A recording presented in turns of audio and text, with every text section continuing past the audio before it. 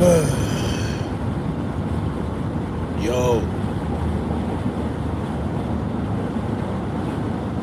yo. Give y'all a minute to get up in here.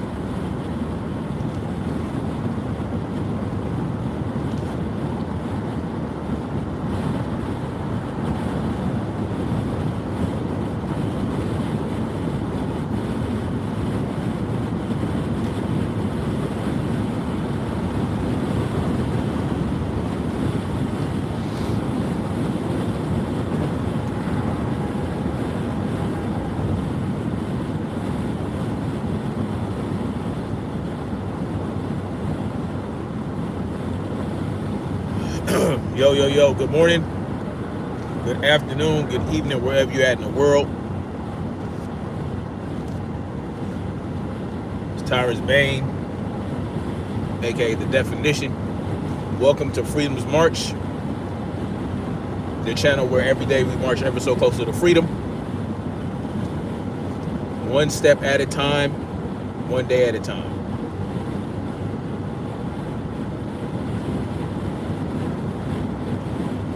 See if the algorithm helps your boy out a little bit, which I doubt.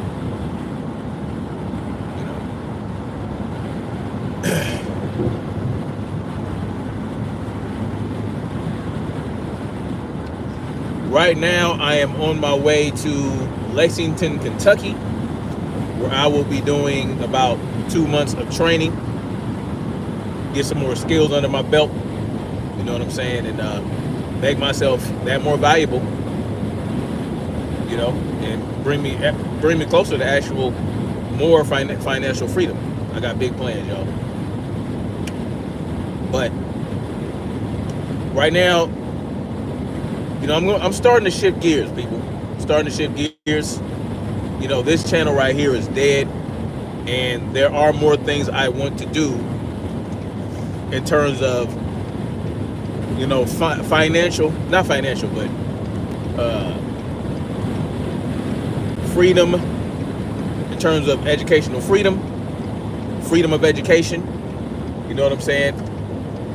Functionality, all that stuff. Being, a productive human being essential, being, reliable, being an asset. That's what I want to help people do. I want to help people become more valuable, more of an asset within their own community. And in the case that they want to start their own community or be part of a community, they can be that more valuable and that more of an asset. And that's what my focus is going to be shifting to. Of course, I'm still going to be talking about current events and, conspiracy theories and all that other shit. But now I want to start focusing on more solution-based content, you know what I'm saying, and all that good shit. I'm a solutionary, so y'all know that. And I'm an optimist as well. I'm an optimist, despite every angle from which we are attacked. I am still optimistic that we will come out on top. We will come out on top. It just has to be, and every tyrannical system falls, right? You know how they say every empire falls? Well, I look at an empire as a tyrannical system. Do me a favor, guys, when you get in the building, hit the like button if you would so do me that favor. That way, the algorithm can do a little bit, you know what I'm saying? And it'll encourage the algorithm to maybe put more of this out there. And, in order to defeat a tyrannical system, you have to be well regulated, all right? And I'm using that word the way that they meant to use it back when the Second Amendment was founded, right? Well-regulated militia, well-equipped, well-machined. Well-equipped, well-oiled, well-manned, well-disciplined, fit. The individuals within that militia need to be fit. They need to be fighting fit, and they need to remain that way. They need to stay ready so they ain't got to get ready. You know what I'm saying? And so my focus from here on out, as I continue to go through this journey, is to help people become more well regulated, right? Become more well regulated. And one of those keys to being well regulated, well, being well regulated also helps you with longevity, okay? And if you are working towards longevity, you are going to invariably be working towards being well regulated. And there are many facets to having longevity, right? When people talk about longevity, they often think about, well, how long am I capable of living, right? How long can I live? Like, right? That's what they think of when they think of longevity. You know, you got people in their 80s and 90s that are still alive and all that other shit. But longevity is more than that. It's more to me than just how long do you live. It's about how long you live with a good quality of life. How long do you live with good quality of life, right? If you're going to live till 80, 90 years old, are you still going to be able to walk around a football track or a racetrack? Will you be able to climb stairs? Will you be able to still stand up and sit under your own power? Will you still be able to wipe your own ass? Will you still, you know what I'm saying? Will those things will you have the capability of doing those things when you are in your 80s and 90s? It's not just about being 80 or 90 years old. And you're 80 or 90 years old, you're in a wheelchair, you have a colostomy bag, people are wiping your ass for you. Are you really winning once you get to that point? Or are you winning when you're still able to have some cognitive function, still able to do things that of course, you're not going to be able to do the same thing you did when you were 40 or even 60. But you can still get around. You can still do things. You're not going to be so much of a burden on the people that love you, right? And to me, that's what longevity is. You'll still be a valuable member of society. You'll still be a valuable member of your family. And your value might be in the knowledge that you have to pass on, the stories you have to pass on of your experiences, that you can pass down to the younger people in your community, within your tribe.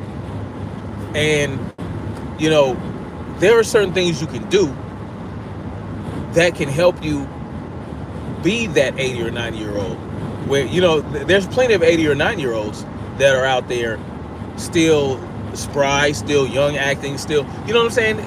And you're not going to be perfect at 89 years old. You're going to have wrinkles. You're going to be a little hunched over. All those things are going to be true. You might even have some arthritis, but there is a way that you can reduce that possibility. You can have that at a minimum. And my question is there one key to that type of longevity? Not just living that long, but having good quality of life as you live that long. What is there one key? No, there is not one key, because when you think of one key, you think one size fits all. You think of master key. You think one behavior or one thing that you do or one thing that you can do that will help everybody. No, it's not. That doesn't work like that. You have to find out what your key to longevity is. And there are ways you can do that now. Take advantage of medical technology in a good way, right?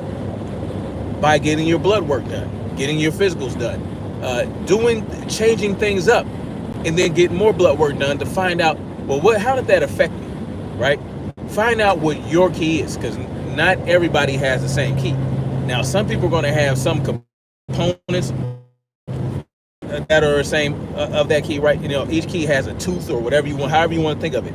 A key can have many grooves and teeth and all that type of shit, and they're each unique. But some grooves and some teeth of two different keys can match. And every key essentially has the same identical set of teeth or set of grooves or however you want to think of it. For instance, getting rid of processed food, eliminating processed food from your diet.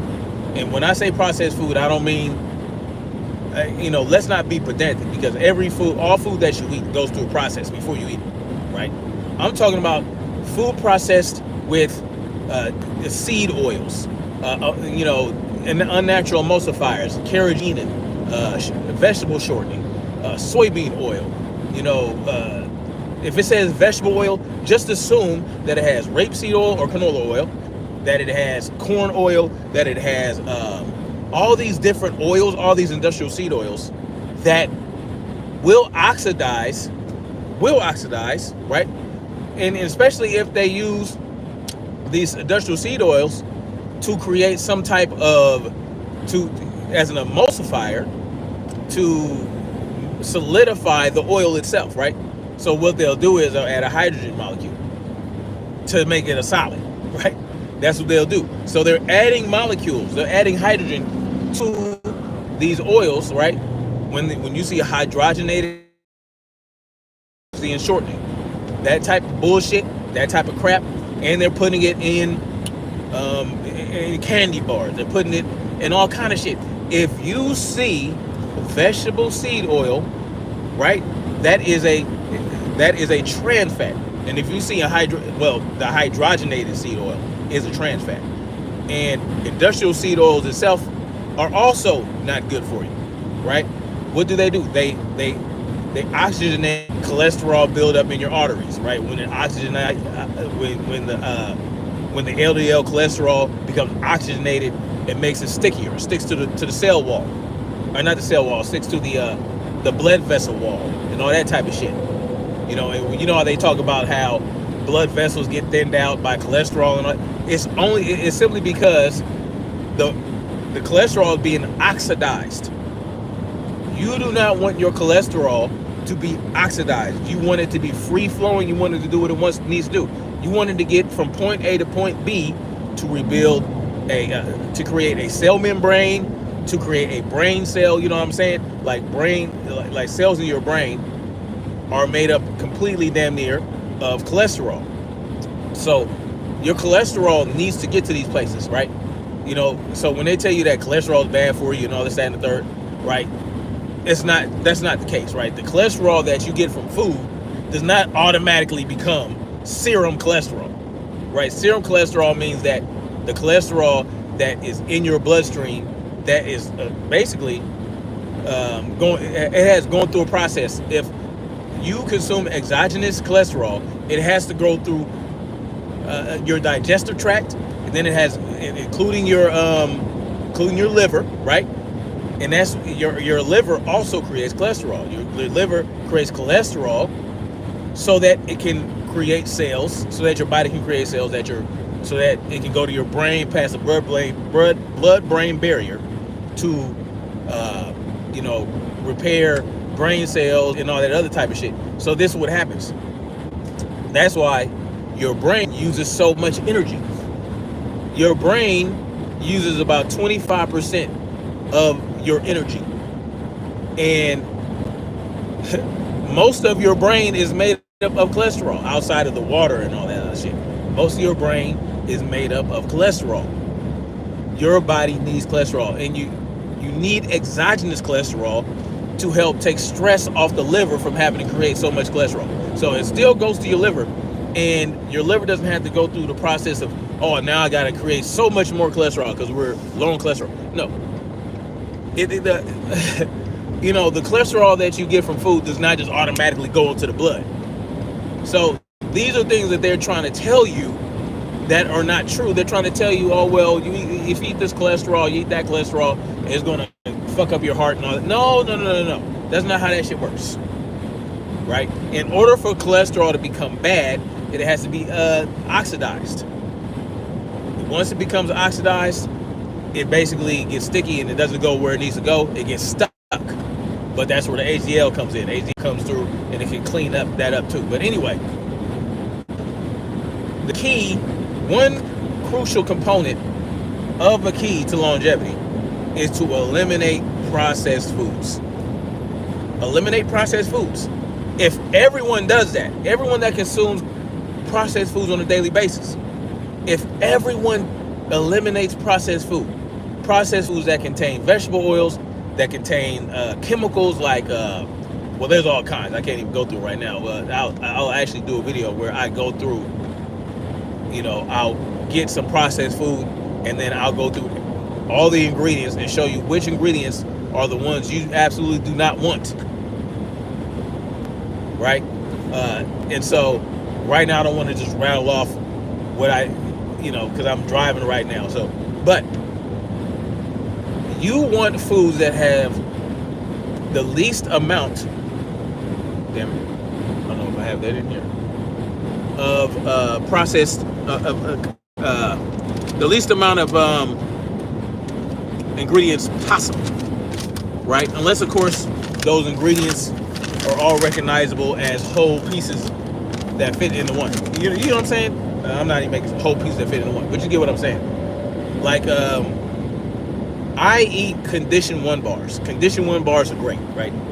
It has an excellent micronutrient. Now, I'm not sponsored by Condition 1 or anything like that, but hopefully I may one day be once I start my fitness channel. But Condition 1 makes these excellent bars. It has, MCT oil. It has whey protein, casein protein. It has, it has high oleic seeds, right? High oleic seeds. That's the only type of seed I will consume. High oleic seed. It also has, I think it has whatever it has in it. I can't think of it right now. As a matter of fact, I just ate one. So, and when I ate it, that MCT oil in the bar went to my brain. It did some good stuff. Anyway, it has an excellent micronutrient profile. It has a lot of ingredients, but it's ingredients I can recognize, like coconut oil, high oleic, other oils and things like that. Those are things I recognize as good ingredients, right? Where they hand make these bars and they bake them, right? That's the process that it goes through. But here is another low ingredient food that I like to snack on. So if I want a snack or something like that, and I'm like, man, I can go get a bag of chips or I can get these, right? Carnivore snacks. Again, I'm not sponsored by these people, you know what I'm saying? But leg of lamb carnivore snacks. There's literally leg of lamb in this bag. And it's about 5 ounces of lamb, right? 5 ounces of meat. But they took a pound of meat and dehydrated it down to 5 ounces of meat. So basically you have 1 pound worth of unprocessed meat, right? That was then dehydrated down to 5 ounces. So you essentially have everything that you would have are in this here bag, right? So you would think, oh, it's only 5 ounces. I can eat that thing and I can eat all that in one sitting. No, I can't. I can probably eat 2 or 3 pieces. I eat 2 or 3 pieces a day. There's 5 servings in this bag. I can probably, it'd take me a week or 5 days to eat this whole bag, because when you're eating nutrient-rich foods, you don't need to binge on it. You don't need to eat a whole bunch of it, right? Because your stomach's going to signal, especially if you eat it slow enough. Your stomach is going to signal to your brain, like, look, I've gotten a good amount of nutrients within this bit of food that he gave me, and you can stop, right? Because again, I'm not sitting down and eating this whole bag, right? Because even though it's delicious, right? Even though this is delicious, it damn sure ain't like let's say a potato chip delicious, right? You know how good potato chips can taste. It's not potato chip delicious to where I can eat a whole bag of potato chips. No, it's delicious until my body, the nutrient intake that I get from it is enough for my for my stomach to say stop.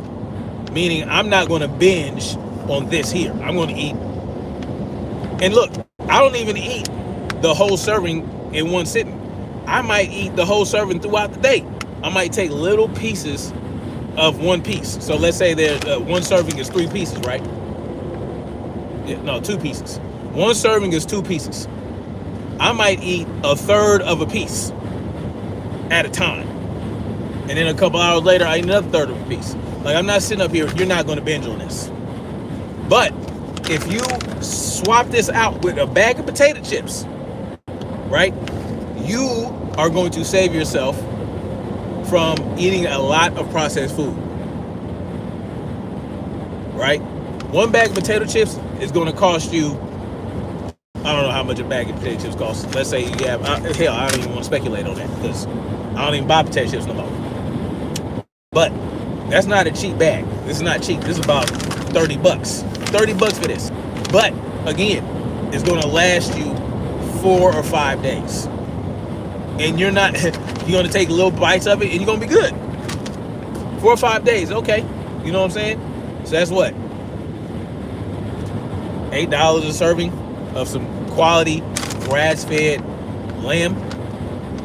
You know what I'm saying? Yeah. Quality grass-fed lamb.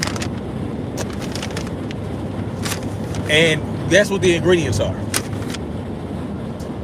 Guess what the ingredients are? Lamb meat, grass-fed lamb meat, and Redmond sea salt.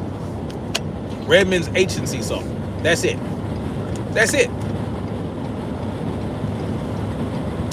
You got 2 ingredients. Hell, and if it ain't salty enough for you, you can sprinkle salt in here, shake it around, and the fat, the good fat on this stuff is going to help the salt stick. So if you go to Carnivore Snacks, you know, they got cheaper cuts. Like you get a 5-ounce bag of, like, say, the Eye of Round for 15 bucks. 15 bucks. But I don't really like that. You know, Eye of Round, I like the fattier cuts, like the brisket. So I got, that's a leg of lamb. This here is the New York strip. So it's literally a New York strip in this bag. 1 pound's worth of New York strip in this bag, dehydrated down to 5 ounces, right? So that's just an example of a way you can eliminate processed food from your diet. So if you want to eat, oh man, I need something salty. I need something salty. Boom, pick this up. And let me tell you, the consistency of this is like, it's like a potato chip. It's not as crispy. Now, some parts you'll get will be as crispy as a potato chip. You know what I'm saying? It'll be nice and crunchy. This is not jerky, by the way. It's not beef jerky. It's not, you know, beef jerky can have a lot of processed shit in it. No, this is not beef jerky. Right? It's not beef jerky. This is just, again, it's just a New York strip, right? Grass-fed New York strip and sea salt. Ancient sea salt. So then I got a brisket over there. I got ribeye. You know, at one point I had bison. But listen, there are things you can do, and you can make your own. You can make your own shit. Get yourself a good cut of meat. You know what I'm saying? Whatever cut you want, it doesn't even matter. Slice it really thin, or get one of those deli slicers. Slice it really thin, throw it in the oven for like 10, 12 hours at really low heat, and you can do the same shit. You know what I'm saying? That's it. You know, it just takes time, you know? But in order to save myself the time, I just do this. And I'm actually thinking about getting a deli slicer and having my wife do it herself, you know? Or me and my wife do it, you know? But that's just an example. And you know what I've done? Boom, since I cut out all the processed food I would have consumed if not for this. And it doesn't just have to be this. It doesn't just have to be this. You can have some hard-boiled eggs, fruit, right? Have some fruit around with you. If you feel like you need a snack, boom, just eat a piece of fruit, eat a hard-boiled egg, eat this. Doesn't even matter. What I've done is I've eliminated a large amount of processed food from my diet just by eating this instead of picking up some cheese crackers, right? Or some potato chips or candy bar. I have eliminated all the processed foods I would have got from that. All the processed bullshit. All the industrial seed oil I would have consumed. No industrial seed oil here. Just good old beef fat, right? That they try to tell you is bad for you. That they try to tell you will give you a heart attack. That they try to tell you to give you heart disease. This shit right here. Y'all saw my heart rate. See what I in my thumbnail. That is from my Garmin watch. It tracks my heart rate. That heart rate is me throwing a bunch of shit in my truck, like right after. Throwing a bunch of shit in my truck. Drinking all this coffee, right? About 2/3 of this bottle of coffee, right? Having I did some shadow boxing in the morning before I started packing up my truck, because I'm going from Dalton, Georgia to Lexington, Kentucky. So I got to bring all the shit that was in my apartment and take it over there. After drinking this, I ate some cottage. What did I have for breakfast? I had some cottage cheese with blueberries and black raspberries, and with some maple syrup in there. So cottage cheese, and I had some keto granola that had like all these high oleic, low oxalate, low phytate nuts in it, and it had dry blueberries, and also had blueberries within there, and black raspberry, and some maple syrup. Boom, that was my breakfast. And I threw some whey protein and raw milk into my coffee. So I made myself a little latte with raw milk and chocolate peanut butter protein powder, whey protein in here. And that was my breakfast. After I did a 45-minute shadow boxing exercise. I would have done a lot more than that, but I wanted to hurry up and get out of that apartment. So boom. After doing all that, hopping in the truck and sitting for 10 seconds, I took a screenshot. Now, I did not have a break. I was up and down the stairs. I think I climbed up and down the stairs 12 times. Hauled a bunch of shit. All that, right? And during the entire time, I'm looking at my heart rate. It was 100 beats per minute, consistently for at least 2 or 3 hours. Cleaning up, packing the truck, eating, all that stuff. After 10 seconds of sitting down in my truck, I took a screenshot of that goddamn heart rate. It was 59 beats per minute. 59 beats per minute. And that is a great indicator of longevity. You understand what I'm saying? After doing all that activity for the last 2 hours I didn't take any break. I drank some water here and there. Boom, boom, boom. Got all my shit. 10 seconds. I said 10 minutes. No, that wasn't after 10 minutes. That was at 10 seconds. After 10 seconds sitting in the truck, down to 59 beats per minute from over 100.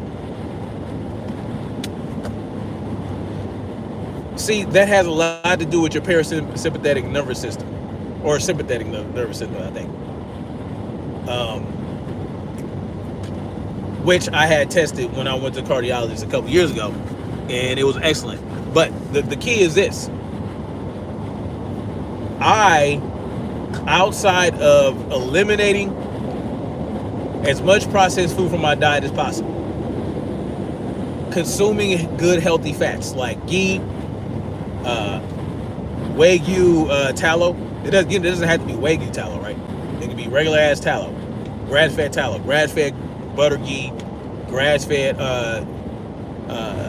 Wagyu tallow, and I'm not sure if Wagyu is Wagyu grass-fed. I don't think it can be Wagyu with that marbling. Anyway, Wagyu tallow. Those are the fats I consume. You know what I'm saying? I like to eat guacamole. So I do get the avocado and the guacamole with, and all that good stuff. I eat that with breakfast. I eat that with my ground beef for breakfast. And look at the shit I'm eating. Look at what I'm eating. Grass-fed ghee, beef tallow, with the polyunsaturated and the saturated fats, and the monounsaturated fat. Avocado, ground beef every day. I'm eating ground beef every day. Yesterday for dinner I had salmon. So, but what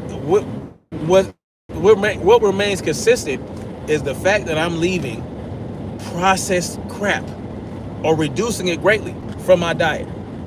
Greatly reducing processed foods from my diet. I don't talk about industrial processed foods that contain all these cutting agents, all these fillers, all these emulsifiers, all leavening, all these things that make the food do what they want it to do, to be presentable, to be tasty, to be addictive. I am eliminating that from my diet. That is one groove of the key to longevity. You understand what I'm saying? And that's something that I feel like across the board with everybody. If everyone that consumes a whole lot of processed foods eliminate processed foods from their diet as much as possible, they will see an improvement in their life. They'll see improvement in the quality of their life. They'll have reduced inflammation. Because I'm gonna be real with y'all. I got bad knees. I got a bad back. I think a few years ago, my chiropractor told me I had a back of a 70-year-old. You know what I'm saying? From all the grueling things that I went through, that I did while I was in the Army, and then all the work I've done throughout my life has been, skilled manual labor as an electrician, as a tow truck driver. I've always done something, except for when I was a retail salesperson at Robinson's May. Everything that I've done has been physical. So, I got bad joints.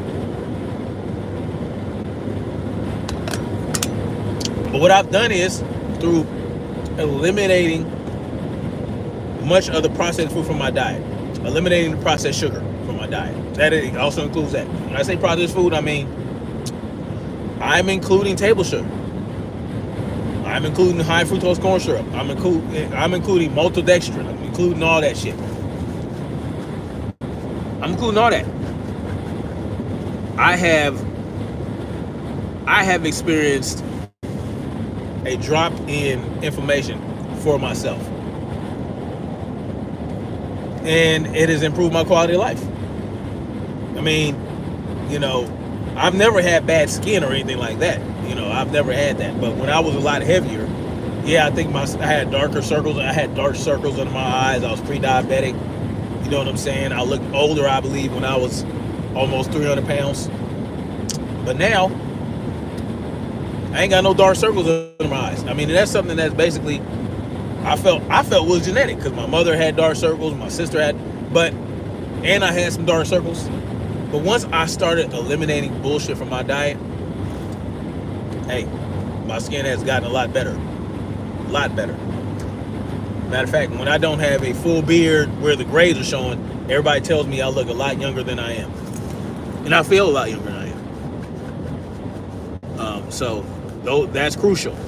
Eliminating processed food from your diet will greatly reduce inflammation. Well, there's another key. Movement,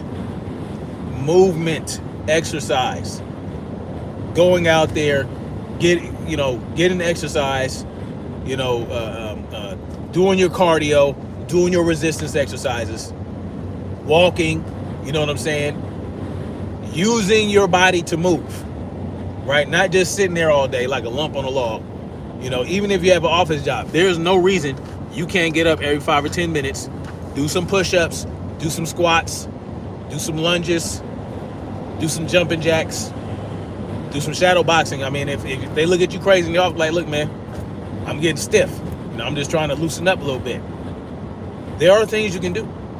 You can get a standing desk. You can, all that type of shit where you can, do some marching in place, And then if you don't have time in the morning or the afternoon to go to the gym, well, find a way to have your home gym. Find a way to have a gym at home. You get home, boom, 20 or 30 minutes of cardio. And then followed by 20 or 30 minutes of resistance. You don't need to do no 2-3 hour weightlifting session. You can, my weightlifting day consists of about 20 to 30 minutes of supersets, right? I don't do no, so let's say I'm doing a push and pull. I would do push and pull the same day. And I would do one leg, and I'll do leg on the other day. So I'll do push and pull upper body one day, and I'll do leg day the next day. So push and pull meaning like anything involving my chest, pushing, chest, triceps, right? Chest, triceps, delts, you know what I'm saying? Shoulders and all that.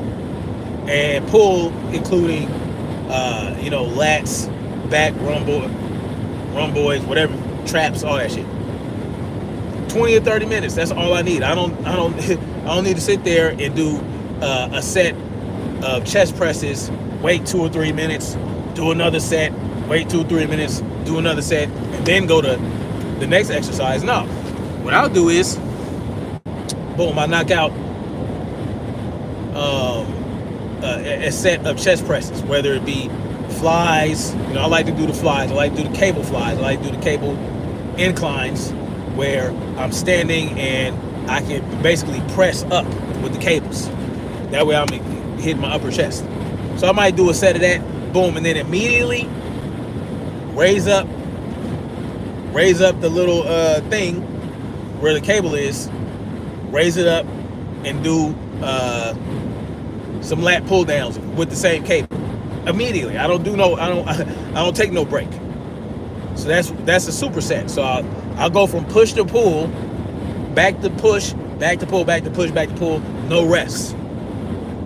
What I'm doing is, while I'm doing my lat pull downs, I'm resting my chest. You know what I'm saying?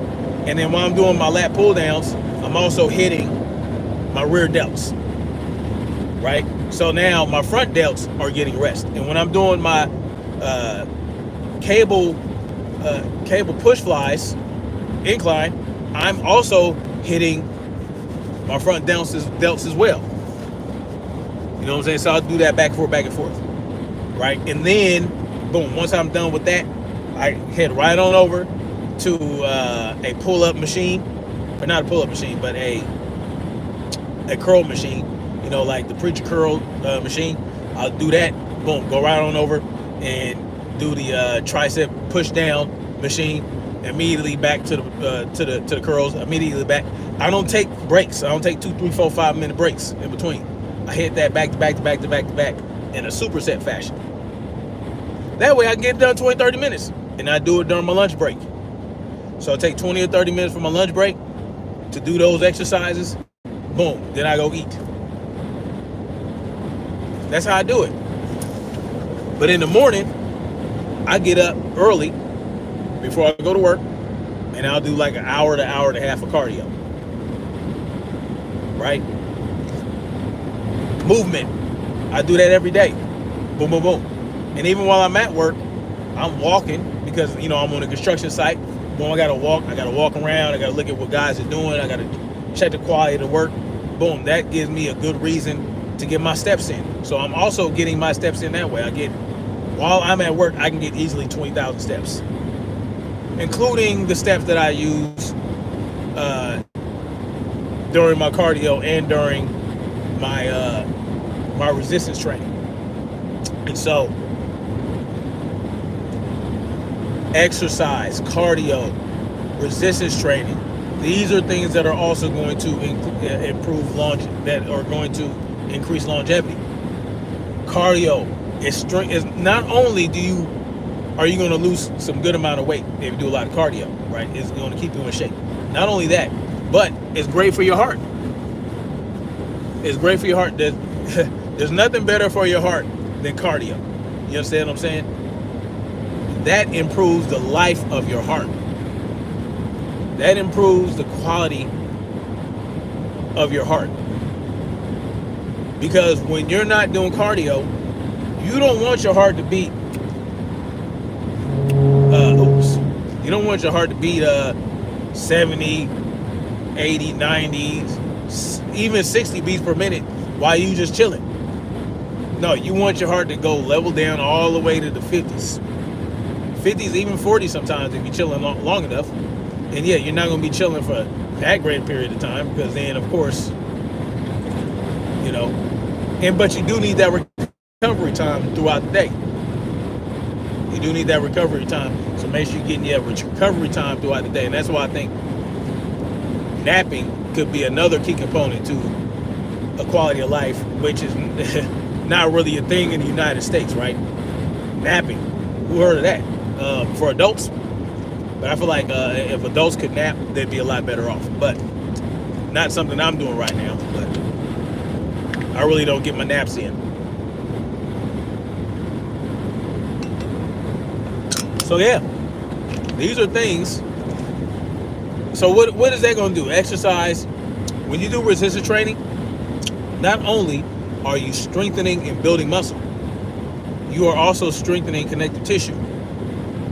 You're strengthening your connective tissue if you're a natural, because your connective tissue is being strengthened along with your muscles, because your muscles aren't being built or getting strong to the rate where your connective tissue can't catch up. So if you're natural, boom, you're gonna have your connective tissue is gonna have a great opportunity to also get strong. And that's important. And also it's important for your bones, bone density. If you add resistance to your body, it is also going to help with bone density. These are things that are important for longevity and quality of life. Strong bones, strong connective tissue, strong muscle. And in muscle, the more muscle you have, the better your basal metabolic rate is. Now, you don't want to have an overly large amount of muscle. You just have a good amount of muscle for your body at your genetic set point. These are things that are very important. And so exercise, right? And when I say exercise, I'm including cardio and resistance training. Cardio, resistance training, you got to do both. If you want to improve the quality of life, if you want to improve longevity. Now, is longevity guaranteed? Hell no, it's not guaranteed. Not necessarily, because you're not going to know if you have good longevity until you live long enough, right? And you're not going to know how much quality of life you're going to have until you're at that age and you can determine what your quality of life is. But what you can do is you can look at your numbers, and you look at your blood work and all that other shit, and determine, okay, I have a good chance at great longevity and great quality of life. So, two universal components of longevity right there: exercise and the elimination of processed food from your diet. That's going to be something that's going to be consistent across the board for everybody. Another component of the key, right? Because again, one key for everybody. Everybody has a set of keys. Everybody has one key that is going to work best for them. You just got to go. You got to figure out what works best for you. Sunlight, vitamin D. Sunlight, vitamin D.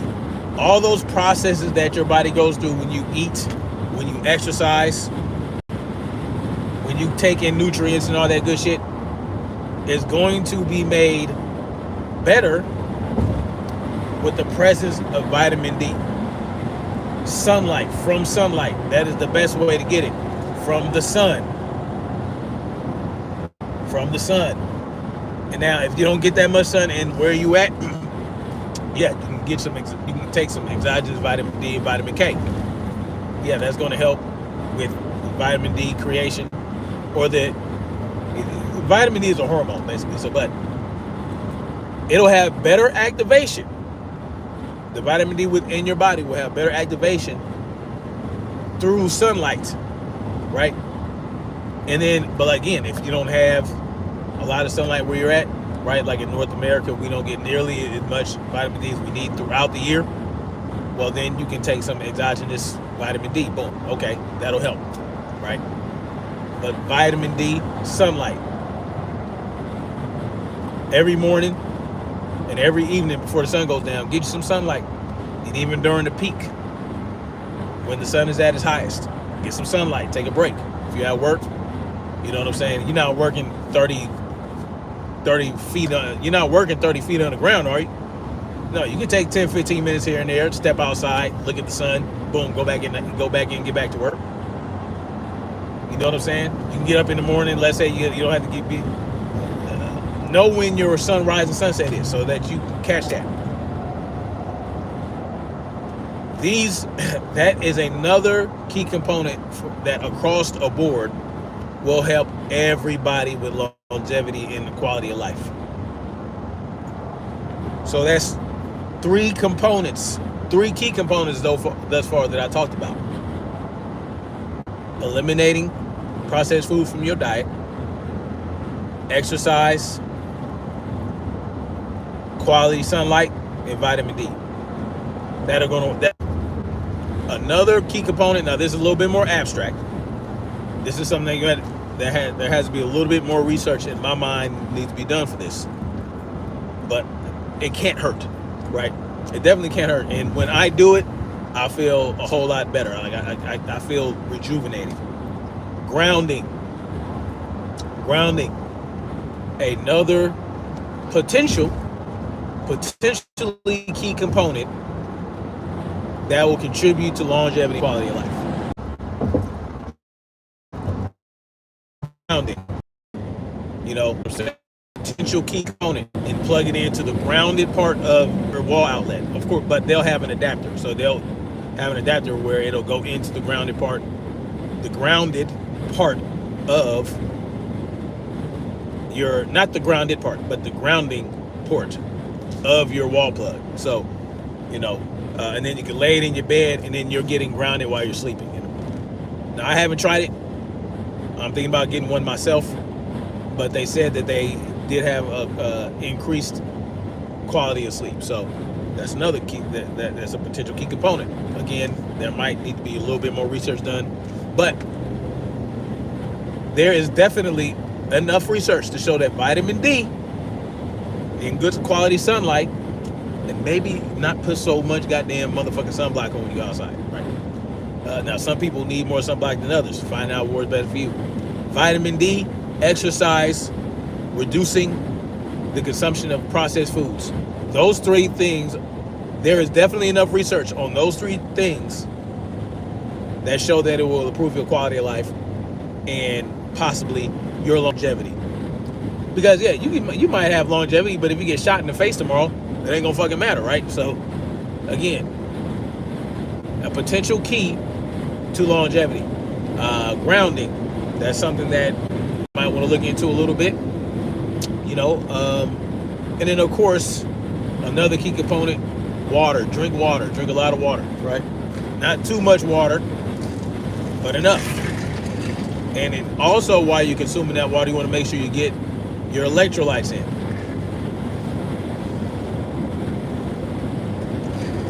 Especially if you're not eating a lot of fruit. If you're not eating fruit at all, if you're pure carnivore, make sure you get your electrolytes in. You got to get those replenished. You know what I'm saying? Basically what they're calling H3O, for the bro science stuff out there. And that's about it. There are more things that you can do as an individual that'll probably improve the quality of life. Some people have genetic issues. Some people have worse genetics than others. Some people have better genetics than others. So that's up for you to determine for yourself. But those 5 things, or is it 4 things? Oh, sleep, of course. Good quality sleep. It's also a key component, right? Good quality sleep. How do you get good quality sleep? Well, again, that's going to be something for you to figure out. You might have to not eat within a few hours of going to bed, because some people, if they eat too close to bed, it fucks with their sleep, right? Definitely not consume caffeine too close to bedtime. Make sure maybe reduce blue light after the sun goes down, right? Try to reduce that. Try not to have so much blue light, or wear blue blocking glasses. Like, these lenses are blue blocking, right? So if I watch TV, I'll wear, also exercise, of course. The more exercise you do, the better blood flow you have. The better blood flow you have, the better you'll sleep. Good gut health. If you have bad gut health, you're going to have problems at night. You're going to have gastrointestinal issues where you're going to get your sleep disrupted by heartburn. Y'all know I went through that. You know what I'm saying? And I had determined that through the process of elimination, that the green leafy vegetables and the broccoli and the spinach and all the consumption of that stuff, when I was doing keto, I was eating a lot of that stuff, was contributing to my gastrointestinal problems. I ain't got that shit no more. Now that I'm fucking eliminated those vegetables, I ain't got it, but that's me. So I get much better sleep now, right? Reducing inflammation, because if you have a lot of inflammation while you're trying to sleep, you're going to be tossing and turning, and your joints are going to ache, all this, that, and the third. You're going to be in some pain. That's going to cause discomfort while sleeping. And all those things, all those other components that I told you about, are actually going to contribute to you having better sleep quality. I gotta get over it. And that's all I got for now, y'all. Hope you enjoyed. This will probably be the last type of video like this before, from this channel. But it is what it is.